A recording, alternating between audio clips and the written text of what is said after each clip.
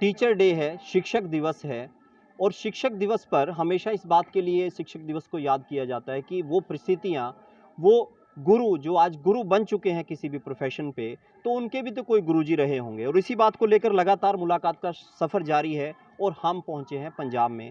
पंजाब का एक स्कूल है और यहाँ के शिक्षकों से मिलेंगे और जानेंगे इनके बारे में कि आखिर ये अपना गुरुजी किसको मानते हैं। तो एक-एक करके शुरुआत करेंगे, आप सबका स्वागत है मेरे साथ और एक मैं सवाल पूछूँगा और मैं उम्मीद करूँगा कि आप सब उस पे थोड़ा-थोड़ा करके जो भी आपका ज्ञान है वो हमें देंगे।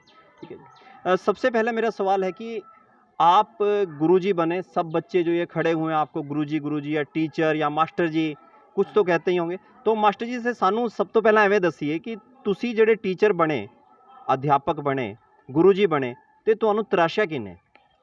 ਸਭ ਤੋਂ ਪਹਿਲਾਂ ਸਤਿ ਸ਼੍ਰੀ ਅਕਾਲ ਜੀ, ਅਤੇ ਤੁਹਾਡਾ ਬਹੁਤ-ਬਹੁਤ ਸਵਾਗਤ ਹੈ ਸਾਡੇ ਸਕੂਲ ਦੇ ਵਿੱਚ ਇਸ ਅਵਸਰ 'ਤੇ ਆਉਣ ਦਾ। ਅਤੇ ਸਾਨੂੰ ਵੀ ਬੜਾ ਫਖਰ ਮਹਿਸੂਸ ਹੁੰਦਾ ਅਤੇ ਮੈਂ ਸਰਕਾਰੀ ਹਾਈ ਸਕੂਲ ਚੂਲੜ ਕਲਾਂ ਤੋਂ ਬਿਲੋਂਗ ਕਰਦਾ ਅਤੇ ਮੈਂ ਪੰਜਾਬੀ ਦਾ ਅਧਿਆਪਕ ਹਰਦੀਪ ਸਿੰਘ। ਅਤੇ ਤੁਹਾਡਾ ਸਵਾਲ ਸੀਗਾ ਕਿ ਟੀਚਰ ਬਣ ਕੇ ਵੀ ਤੁਸੀਂ ਕਿਸ ਤਰ੍ਹਾਂ ਦਾ ਫੀਲ ਕਰਦੇ ਹੋ, ਹੈ ਨਾ। ਅਤੇ ਸਾਡੇ ਵੀ ਬਹੁਤ ਸਾਰੇ ਰੋਲ ਮਾਡਲ ਅਧਿਆਪਕ ਰਹੇ ਹੈਗੇ ਨੇ ਅਤੇ ਸਾਡੇ ਪੰਜਾਬੀ ਦੇ ਅਧਿਆਪਕ ਸੀਗੇ। ਮੈਂ ਉਹਨਾਂ ਤੋਂ ਬੜਾ ਕੁਝ ਸਿੱਖਿਆ ਕਿਉਂਕਿ ਉਹਨਾਂ ਨੇ ਬੜਾ ਸਿੰਪਲ ਆਉਣਾ। ਜ਼ਰੂਰੀ ਨਹੀਂ ਹੈ ਕਿ ਇੱਕ ਜਿਹੜਾ ਅਧਿਆਪਕ ਸਿੰਪਲ ਆਉਂਦਾ ਕਿ ਉਹਦੇ ਕੋਲ ਟੀਚਿੰਗ ਮੈਥਡਸ ਨਹੀਂ ਹੋਣਗੇ ਜਾਂ ਉਹਦੀਆਂ ਟੀਚਿੰਗ ਟੈਕਨੀਕਸ ਵਧੀਆ ਨਹੀਂ ਹੋਣਗੀਆਂ, ਹੈ ਨਾ। ਅਤੇ ਅਸੀਂ ਵੀ ਹੁਣ ਬੱਚਿਆਂ ਨੂੰ ਇਹ ਕੋਸ਼ਿਸ਼ ਕਰਦੇ ਹਾਂ ਕਿ ਵਧੀਆ ਪੜ੍ਹਾਈਏ, ਵਧੀਆ ਸਿਖਾਈਏ। ਨਵੀਆਂ ਟੈਕਨੀਕਸ ਆ ਰਹੀਆਂ ਨੇ ਸਿੱਖਿਆ ਵਿਭਾਗ ਦੇ ਵਿੱਚ, ਵੈਸੇ ਵੀ ਪ੍ਰਾਈਵੇਟ ਸਕੂਲਾਂ ਨਾਲੋਂ ਬਹੁਤ ਚੇਂਜ ਆ ਰਿਹਾ। ਅੱਜ ਕੱਲ੍ਹ ਸਰਕਾਰੀ ਸਕੂਲਾਂ ਦੇ ਵਿੱਚ ਹਰ ਇੱਕ ਉਹ ਫੈਸਿਲਿਟੀਜ਼ ਹੈਗੀਆਂ ਨੇ ਜਿਹੜੀਆਂ ਅਸੀਂ ਪ੍ਰਾਈਵੇਟ ਸਕੂਲਾਂ ਦੇ ਵਿੱਚ ਵੀ ਲੈਂਦੇ ਹਾਂ। ਇਸ ਕਰਕੇ ਅਸੀਂ ਚਾਹੁੰਦੇ ਹਾਂ ਕਿ ਵਿਦਿਆਰਥੀ ਸਾਡੇ ਕੋਲ ਆਉਣ, ਵੱਧ ਤੋਂ ਵੱਧ ਸਿੱਖਿਆ ਪ੍ਰਾਪਤ ਕਰਨ। ਅਸੀਂ ਉਹ ਵਾਲੀਆਂ ਸਹੂਲਤਾਂ, ਕਿਉਂਕਿ ਜਿਹੜੇ ਸਾਡੇ ਕੋਲ ਬੱਚੇ ਆਉਂਦੇ ਨੇ ਸਰਕਾਰੀ ਸਕੂਲਾਂ ਦੇ ਵਿੱਚ, ਉਹ ਬਹੁਤ ਹੀ ਮਤਲਬ ਲੋ ਫੈਮਿਲੀ ਤੋਂ ਬਿਲੋਂਗ ਕਰਦੇ ਨੇ। ਮਤਲਬ ਉਹਨਾਂ ਦਾ ਜਿਹੜਾ ਇਨਕਮ ਦਾ ਸਟਰਕਚਰ ਹੁੰਦਾ ਉਹ ਬਹੁਤ ਘੱਟ ਹੁੰਦਾ। ਅਸੀਂ ਕੋਸ਼ਿਸ਼ ਇਹ ਕਰਦੇ ਹਾਂ ਕਿ ਅਸੀਂ ਉਹ ਬੱਚਿਆਂ ਨੂੰ ਵਧੀਆ ਸਿਖਾਈਏ ਤਾਂ ਕਿ ਉਹ ਪੜ੍ਹ ਲਿਖ ਕੇ ਵੱਡੇ ਵਧੀਆ ਅਫਸਰ ਬਣਨ, ਸਾਡੇ ਸਮਾਜ ਦੇ ਵਿੱਚ ਆਉਣ ਅਤੇ ਸਾਡੇ ਸੁਸਾਇਟੀ ਦੀ ਜਿਹੜੀ ਹੈਗੀ ਆ ਉਹ ਸੇਵਾ ਕਰ ਸਕਣ। ਠੀਕ ਹੈ, ਅਸੀਂ ਵੀ ਜਦੋਂ ਅਸੀਂ ਪੜ੍ਹਦੇ ਹੁੰਦੇ ਸੀ ਸਾਡਾ ਵੀ ਇਹ ਸੁਪਨਾ ਹੁੰਦਾ ਸੀ ਕਿ ਅਸੀਂ ਵਧੀਆ ਟੀਚਰ ਬਣੀਏ, ਇੱਕ ਅੱਛੇ ਟੀਚਰ ਤੋਂ ਪੜ੍ਹੇ ਹੋਏ ਹਾਂ ਕਿ ਸਮਾਜ ਦੀ ਸੇਵਾ ਕਰੀਏ। ਉਸੇ ਤਰ੍ਹਾਂ ਅਸੀਂ ਪੂਰਾ ਓਨੈਸਟੀ ਦੇ ਨਾਲ ਸਕੂਲ 'ਚ ਆਉਂਦੇ ਹਾਂ, ਬੱਚਿਆਂ ਨੂੰ ਵਧੀਆ ਪੜ੍ਹਾਉਂਦੇ ਹਾਂ ਅਤੇ ਅੱਛੀ ਸਿੱਖਿਆ ਦਿੰਦੇ ਹਾਂ।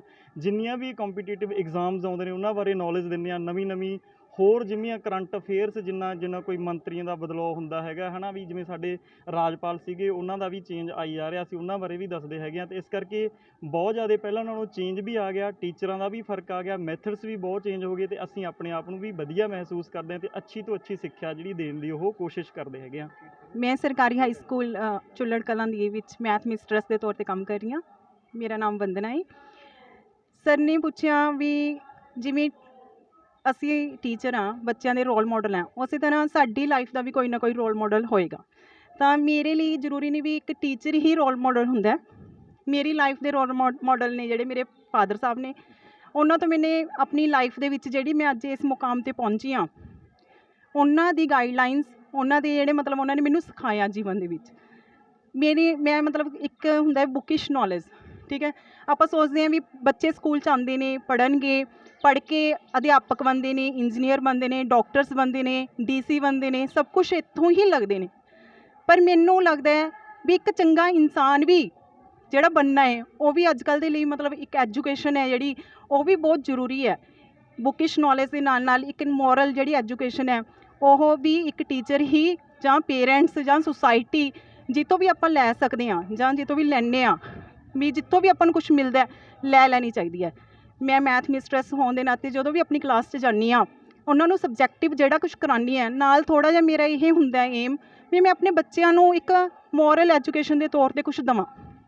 ਮਤਲਬ ਉਹਨਾਂ ਨੂੰ ਇੱਕ ਚੰਗਾ ਇਨਸਾਨ ਬਣਨ ਦੀ ਗਾਈਡਲਾਈਨ ਜ਼ਰੂਰ ਦੇਣ ਦੀ ਕੋਸ਼ਿਸ਼ ਕਰਦੀ ਹਾਂ ਵੀ ਆਪਣੇ ਵੱਡਿਆਂ ਦਾ ਸਤਿਕਾਰ ਕਰੋ, ਆਪਣੇ ਮਤਲਬ ਵੀ ਆਪਣੇ ਆਪ ਨੂੰ ਇੱਕ ਚੰਗਾ ਇਨਸਾਨ ਪਹਿਲਾਂ ਬਣਾਓ। ਨਾ ਕਿ ਇਹ ਸੋਚੋ ਵੀ ਮੈਂ ਸਕੂਲ ਆਇਆ ਮੈਂ DC ਬਣ ਕੇ ਜਾਣਾ ਹੈ, ਮੈਂ ਡਾਕਟਰ ਬਣ ਕੇ ਜਾਣਾ ਹੈ, ਜਾਂ ਮੈਂ ਵੀ ਕੁਛ ਨਾ ਕੁਛ ਏਮ ਸਿਰਫ ਇਹੀ ਨਹੀਂ ਵੀ ਮਤਲਬ ਆਪਣੀ ਜ਼ਿੰਦਗੀ ਦੇ ਵਿੱਚ ਅਸੀਂ ਵੀ ਕੁਛ ਬਣਨਾ ਇਹ ਤਾਂ ਇਹੀ ਬਣਨਾ ਹੈ ਵੀ ਹਾਂ, ਬਸ ਇੱਕ ਚੰਗਾ ਇਨਸਾਨ ਬਣੋ।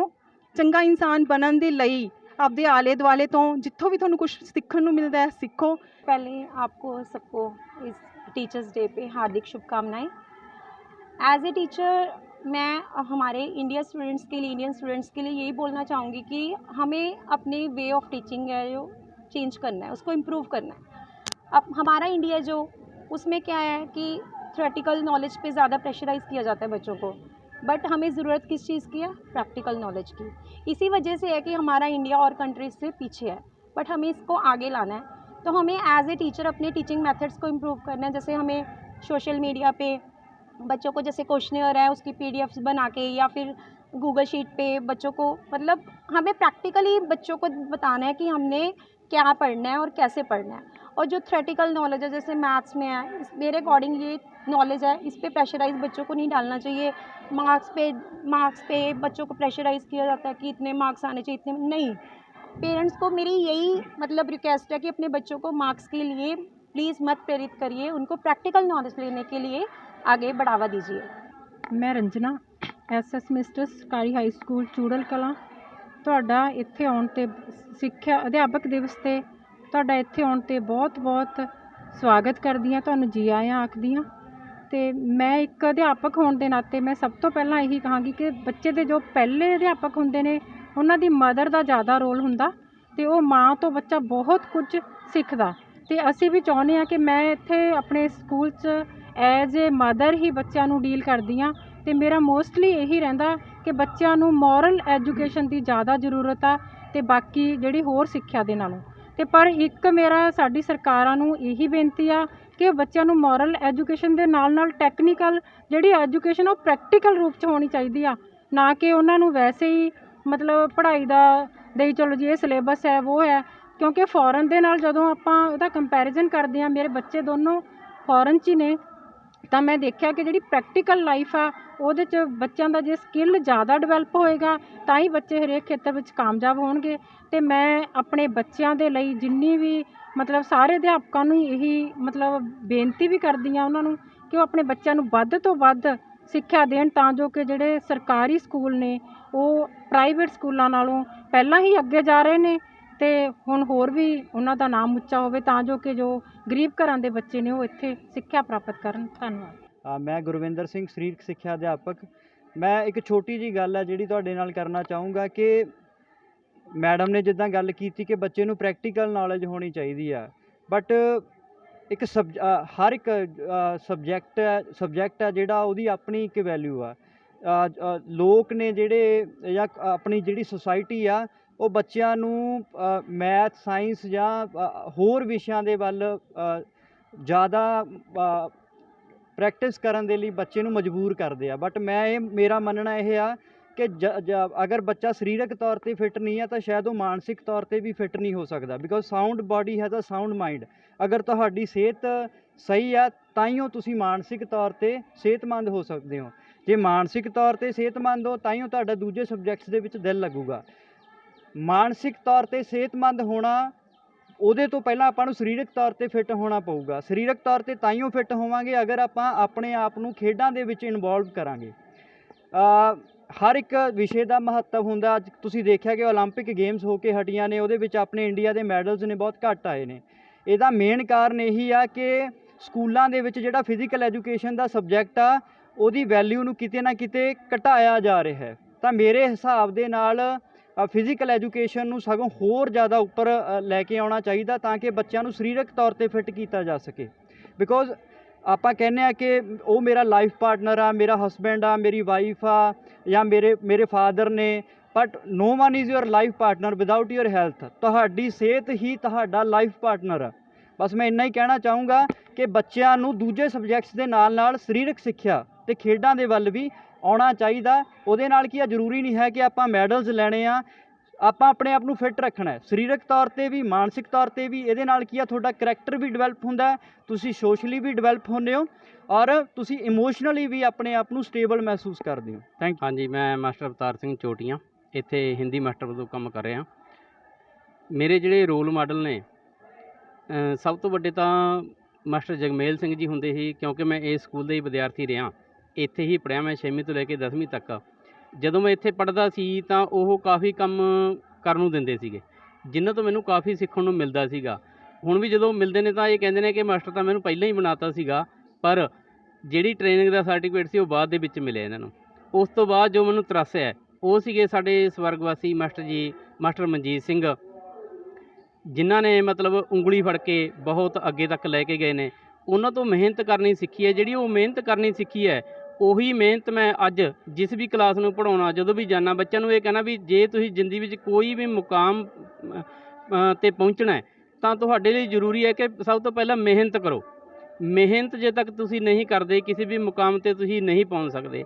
ਇਸ ਤਰ੍ਹਾਂ ਹੀ ਮੈਡਮ ਪ੍ਰਕਾਸ਼ ਕੌਰ ਸੀਗੇ ਜਿਹੜੇ ਮੂਣਕ ਪ੍ਰਿੰਸੀਪਲ ਸੀਗੇ, ਉਸ ਤੋਂ ਬਾਅਦ ਡੀਓ ਬਣੇ ਮਾਨਸਾ ਦੇ। ਉਹਨਾਂ ਨੇ ਵੀ ਬਹੁਤ ਸਾਰੀਆਂ ਪ੍ਰੇਰਨਾਵਾਂ ਦਿੱਤੀਆਂ, ਚੰਗੇ ਗੁਣ ਉਹਨਾਂ ਨੇ ਬਹੁਤ ਸਾਰੇ ਪੈਦਾ ਕੀਤੇ ਜਿਹੜੇ ਮੈਂ ਆਪਣੇ ਬੱਚਿਆਂ 'ਤੇ ਪੈਦਾ ਕਰਦਾ। ਇੱਕ ਜਿਹੜੀ ਦੂਸਰੀ ਗੱਲ ਹੋਰ ਕਹਿਣੀ ਚਾਹੁੰਦਾ ਮੈਂ, ਅੱਜ ਕੱਲ੍ਹ ਬੇਸ਼ੱਕ ਅਧਿਆਪਕ ਦਾ ਕਿੱਤਾ ਜਿਹੜਾ ਬਹੁਤ ਪਵਿੱਤਰ ਹੈ, ਪਹਿਲਾਂ ਵੀ ਸੀ ਹੁਣ ਵੀ ਹੈ, ਪਰ ਹੁਣ ਜਿਹੜਾ ਅਧਿਆਪਕ ਹੈ ਉਸ ਨੂੰ ਬਹੁਤ ਸਾਰੇ ਹੋਰ ਕੰਮਾਂ ਦੇ ਵਿੱਚ ਵੀ ਉਲਝਾਇਆ ਹੋਇਆ। ਜਿਹੜੇ ਟੀਚਿੰਗ ਤੋਂ ਬਿਨਾਂ ਕੰਮ ਦਿੱਤੇ ਹੋਏ ਨੇ, ਮੈਂ ਸਰਕਾਰ ਨੂੰ ਜੋ ਵੀ ਹੈ, ਸੈਂਟਰ ਹੈ ਜਾਂ ਸਾਡੀ ਪੰਜਾਬ ਸਟੇਟ ਸਰਕਾਰ ਹੈ, ਉਹਨੂੰ ਬੇਨਤੀ ਕਰਨਾ ਚਾਹੁੰਦਾ ਵੀ ਇਹਨਾਂ ਤੋਂ ਸਿਰਫ ਪੜ੍ਹਾਈ ਦਾ ਕੰਮ ਹੀ ਲਿਆ ਜਾਵੇ। ਦੂਸਰੇ ਕੰਮ ਨੇ ਜਿਹੜੇ ਉਹ ਕੰਮਾਂ ਤੋਂ ਗੁਰੇਜ਼ ਕੀਤਾ ਜਾਣਾ ਚਾਹੀਦਾ ਤਾਂ ਜੋ ਅਸੀਂ ਬੱਚਿਆਂ ਦੀ ਪੜ੍ਹਾਈ ਵੱਲ ਤੇ ਬਹੁਤ ਧਿਆਨ ਦੇ ਸਕੀਏ। ਇੰਨਾ ਹੀ ਕਹਿੰਦਾ ਹੋਇਆ ਤੁਹਾਡਾ ਬਹੁਤ ਬਹੁਤ ਧੰਨਵਾਦ ਕਰਦਾ ਜੀ। ਧੰਨਵਾਦ, ਥੈਂਕ ਯੂ ਸਰ। ਮੇਰਾ ਨਾਮ Ashok Kumar, computer faculty government high school Chular Kalan. ਅੱਜ ਦਾ ਯੁੱਗ ਕੰਪਿਊਟਰ ਦਾ ਯੁੱਗ ਹੈ ਅਤੇ ਅੱਜ ਕੱਲ੍ਹ ਕਿਸੇ ਵੀ ਸੰਸਥਾਨ ਦੇ ਵਿੱਚ ਕੰਪਿਊਟਰ ਤੋਂ ਬਿਨਾਂ ਮਤਲਬ ਕੰਮ ਨਹੀਂ ਕੰਪਲੀਟ ਹੁੰਦੇ। ਅਤੇ ਇਸ ਸਕੂਲ ਦੇ ਵਿੱਚ ਅਸੀਂ ਬੱਚਿਆਂ ਨੂੰ ਮਤਲਬ ਇਸ ਤਰੀਕੇ ਨਾਲ ਬੇਸਿਕਸ ਕੰਪਿਊਟਰ ਦੇ ਸਾਰੇ ਸਿਖਾਏ ਜਾਂਦੇ ਨੇ। ਅਤੇ ਮੈਨੂੰ ਕੰਪਿਊਟਰ ਸਿਖਾਉਣ ਦੇ ਵਿੱਚ ਇਸ ਲਾਈਨ ਦੇ ਵਿੱਚ ਮਤਲਬ ਸਭ ਤੋਂ ਵੱਡਾ ਜਿਹੜੇ ਮੇਰੇ ਰੋਲ ਮਾਡਲ ਸੀਗੇ, ਮੇਰੇ ਗੁਰੂ ਜਿਨ੍ਹਾਂ ਨੂੰ ਮੈਂ ਮੰਨਦਾ, ਉਸ ਸ਼੍ਰੀ ਹਰਜੀਤ ਸਿੰਘ ਜੀ, ਅਕਾਲੀ ਫੂਲਾ ਸਿੰਘ ਨੇਬਰਹੁੱਡ ਕੈਂਪਸ ਡੇਲਾ ਸਿੰਘਾਂ ਪੰਜਾਬੀ ਯੂਨੀਵਰਸਿਟੀ, ਉਹਨਾਂ ਨੂੰ ਮੰਨਦਾ, ਜਿਨ੍ਹਾਂ ਦੀ ਬਦੌਲਤ ਮੈਂ ਅੱਜ ਇੱਥੇ ਹਾਂ ਅਤੇ ਮੈਂ ਅੱਜ ਅਧਿਆਪਕ ਦਿਵਸ ਦੇ ਦਿਨ ਉਹਨਾਂ ਨੂੰ ਨਮਸਕਾਰ ਕਰਦਾ। ਮੇਰਾ ਨਾਮ Sanjeev Kumar, government high school Chural Kalan computer ਅਧਿਆਪਕ ਹੈ ਅਤੇ ਮੈਂ ਅੱਜ ਅਧਿਆਪਕ ਦਿਵਸ 'ਤੇ ਕੰਪਿਊਟਰ ਬਾਰੇ, ਮੈਂ ਕੰਪਿਊਟਰ ਟੀਚਰ ਹੋਣ ਦੇ ਨਾਤੇ ਮੈਂ ਇੱਕ ਸੰਦੇਸ਼ ਦੇਣਾ ਚਾਹੁੰਦਾ ਵੀ ਜਿਵੇਂ ਆਪਾਂ ਕਹਿੰਦੇ ਹਾਂ ਵੀ ਬਿਨਾਂ ਪੜ੍ਹਾਈ ਤੋਂ ਵੀ ਬੰਦਾ ਇੱਕ ਜਾਨਵਰ ਸਮਾਨ ਹੈ ਜਾਂ ਮਨੁੱਖ ਮਨੁੱਖ ਨਹੀਂ ਮੰਨਦੇ ਆਪਾਂ, ਕਿਉਂਕਿ ਹਰੇਕ ਕੰਮ ਬਿਨਾਂ ਪੜ੍ਹਾਈ ਤੋਂ ਨਹੀਂ ਹੁੰਦਾ। ਉਸੇ ਤਰ੍ਹਾਂ ਅੱਜ ਦਾ ਯੁੱਗ ਜਿਵੇਂ ਵੀ ਜਿਹੜਾ ਬਿਨਾਂ ਕੰਪਿਊਟਰ ਦੀ ਸਿੱਖਿਆ ਤੋਂ ਵੀ ਜੇ ਆਪਾਂ ਪੜ੍ਹੇ ਲਿਖੇ ਵੀ ਹਾਂ, ਪਰ ਜੇ ਕੰਪਿਊਟਰ ਦੀ ਆਪਾਂ ਨੂੰ ਐਜੂਕੇਸ਼ਨ ਜਾਂ ਆਪਾਂ ਨੂੰ ਜਾਣਕਾਰੀ ਨਹੀਂ ਹੈਗੀ ਤਾਂ ਆਪਾਂ ਇੱਕ ਜਾਨਵਰ ਦੇ ਸਮਾਨ ਆ, ਕਿਉਂਕਿ ਵੀ ਬਿਨਾਂ ਕੰਪਿਊਟਰ ਤੋਂ ਕੁਛ ਵੀ ਸੰਭਵ ਨਹੀਂ ਹੈ। ਕਿਉਂਕਿ ਜੇ ਇੱਕ ਮੋਬਾਈਲ ਲਾਈਏ, ਮੋਬਾਈਲ ਵੀ ਜੇ ਆਪਾਂ ਨੂੰ ਕੰਪਿਊਟਰ ਬਾਰੇ ਨੌਲੇਜ ਹੈ ਤਾਂ ਹੀ ਆਪਾਂ ਮੋਬਾਈਲ ਨੂੰ ਆਪਾਂ ਵਰਤ ਸਕਦੇ ਹਾਂ। ਅਤੇ ਇਸ ਲਈ ਮੈਂ ਵੀ ਇੱਕ ਬਹੁਤ ਹੀ ਮੇਰਾ ਆਪਦਾ ਦਿਲੀ ਇੱਛਾ ਹੈ ਵੀ ਬੱਚਿਆਂ ਨੂੰ ਵੱਧ ਤੋਂ ਵੱਧ ਇਸ ਬਾਰੇ ਜਾਣਕਾਰੀ, ਕੰਪਿਊਟਰ ਬਾਰੇ ਅਤੇ ਇਲੈਕਟ੍ਰੋਨਿਕ ਯੁੱਗ ਹੈ, ਜੋ ਵੀ ਕੰਪਿਊਟਰ ਵੀ ਜਿਸ ਹਿਸਾਬ ਨਾਲ ਐਜੂਕੇਸ਼ਨ ਹੈ ਉਹ ਵੀ ਮੋਬਾਈਲ 'ਤੇ ਅੱਜ ਕੱਲ੍ਹ ਜਿਵੇਂ ਕੋਵਿਡ ਦੇ ਹਦਾਇਤਾਂ ਦੇ ਅਨੁਸਾਰ ਵੀ ਉਹ ਮੋਬਾਈਲ 'ਤੇ ਚੱਲ ਰਹੀਆਂ ਨੇ। ਵੀ ਸਾਡੀ ਇੱਛਾ ਹੁੰਦੀ ਹੈ ਵੀ ਵੱਧ ਤੋਂ ਵੱਧ ਬੱਚਿਆਂ ਨੂੰ ਮਤਲਬ ਐਜੂਕੇਟ ਕੀਤਾ ਜਾਵੇ। ਅਤੇ ਵੀ ਊਂ ਤਾਂ ਹਰੇਕ ਇਨਸਾਨ ਵਿਦਿਆਰਥੀ ਹੁੰਦਾ, ਸਾਰੀ ਉਮਰ ਸਿੱਖਦਾ ਕੁਛ ਨਾ ਕੁਛ, ਠੀਕ ਹੈ। ਚਲੋ ਮੈਂ ਵੀ ਜੋ ਇਸ ਫੀਲਡ ਦੇ ਵਿੱਚ ਆਇਆ ਅਤੇ ਕੰਪਿਊਟਰ ਅਧਿਆਪਕ ਦੇ ਤੌਰ 'ਤੇ, ਅਤੇ ਮੇਰਾ ਵੀ ਮੈਂ ਇੱਕ ਅਧਿਆਪਕ ਦਿਵਸ 'ਤੇ ਮੈਂ ਇਹ ਆਪਣੇ ਗੁਰੂ ਜਾਂ ਮਤਲਬ ਜਿੱਥੋਂ ਮੈਨੂੰ ਸੇਧ ਮਿਲੀ ਵੀ ਮੈਂ ਕੰਪਿਊਟਰ ਦੇ ਵੀ ਸਿੱਖਿਆ ਲੈ ਕੇ ਵੀ ਆਪਣੇ ਸਮਾਜ ਨੂੰ ਵੀ ਇਸ ਕਰਕੇ ਪ੍ਰੇਰਿਤ ਕੀਤਾ ਜਾਵੇ ਜਾਂ ਆਪਣੇ ਐਜੂਕੇਟ ਕੀਤਾ ਜਾਵੇ, ਤਾਂ ਉਸ ਆਪਣੇ ਸ੍ਰੀ ਦਲੀਪ ਚੰਦ ਜੀ ਉਹ ਮੇਰੇ ਦੋਸਤ ਵੀ ਸੀਗੇ ਅਤੇ ਮੈਂ ਉਹਨਾਂ ਨੂੰ ਇਸ ਉੱਤੇ ਅਧਿਆਪਕ ਦਿਵਸ 'ਤੇ ਪ੍ਰਣਾਮ ਕਰਨਾ ਚਾਹੁੰਦਾ। ਨਮस्कार। बहुत बहुत शुक्रिया। और आप सब हमसे जुड़े, और जैसा कि बातचीत जो है, बातचीत एक ही है, चाहे वो हरियाणा की बातचीत हो, चाहे वो पंजाब की बातचीत हो, उसमें निकल कर मुख्य रूप से यही आ रहा है कि जो सरकारी स्कूल के अध्यापक हैं वो प्राइवेट स्कूलों की तरह उनका काम सिर्फ यही नहीं है कि वो शिक्षा दें, इसके अलावा भी उनको काफ़ी कामों में जाना पड़ता है। और इसी तरह से फिजिकल एजुकेशन के अध्यापक थे, उन्होंने बताया कि बच्चे को शारीरिक रूप से भी स्वस्थ होना चाहिए, मानसिक रूप के अलावा। और तकनीकी शिक्षा के ऊपर भी वही बातचीत हुई जो हमारी हरियाणा में हुई। तो इसी तरह की हमारी ये सीरीज जारी रहेगी कि आखिर गुरुजी के गुरुजी कौन है। आप जुड़े रहें। कैमरे के सामने मैं नवल सिंह हूँ और मेरे साथ हैं विक्की जी और साथ में दीपक जी। लेटेस्ट वीडियोस के लिए अभी सब्सक्राइब करें A1 हरियाणा को और प्रेस करें बेल आइकन ताकि सभी अपडेट्स आपको मिले सबसे पहले।